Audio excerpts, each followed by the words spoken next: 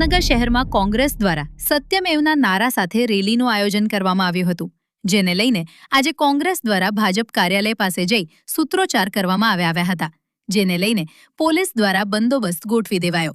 કોંગ્રેસ પ્રમુખ સહિત તમામ કાર્યકરને પોલીસ દ્વારા અટક કરી પોલીસ સ્ટેશન લઈ જવામાં આવ્યા હતા.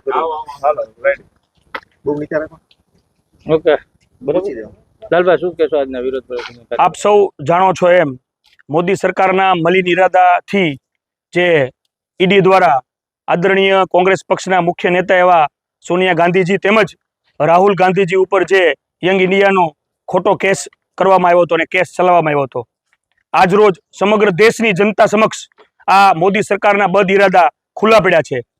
ન્યાયપાલિકાએ આ કેસમાં ઈડીને ફિટકાર લગાવી છે અને કહ્યું છે કે તમારા અધિકાર ક્ષેત્રમાં જ નથી આવતો આવો કેસ કરવો.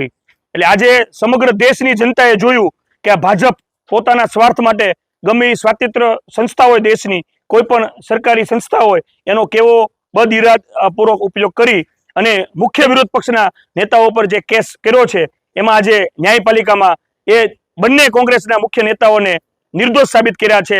સામે પક્ષે સરકાર અને ઈડીને ફિટકાર લગાવી છે.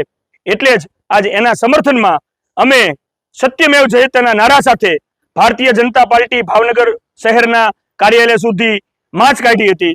પણ આ ભાજપ સરકારની તાનાશાહી જુઓ, આ લોકશાહીમાં વિરોધ કરવો એ તમામનો અધિકાર હોય છે. કોંગ્રેસ પક્ષના 100 થી 125 કાર્યકરોને આજે પોલીસ દ્વારા અટકાયત કરી અને અહીં પોલીસ ચોકીએ લાવવામાં આવ્યા.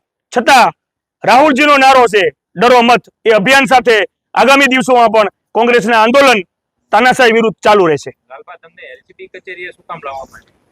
હવે એ પણ સમજવાની વાત છે કે લોકલ ક્રાઇમ બ્રાન્ચમાં હંમેશા એવા મુખ્ય ગુનેગારો હોય એને જ લાવતા હોય. અમે તો એક મુખ્ય વિરોધ પક્ષના આગેવાન તરીકે અમારો એક લોકશાહી ઢબે કાર્યક્રમ કરી રહ્યા હતા અને અમે પૂછ્યું, ભાઈ પણ અમને અહીંયા સૂચના છે કે LCB લઈ આવવાના, લોકલ ક્રાઇમ બ્રાન્ચ અમને લાવવામાં આવ્યા હતા.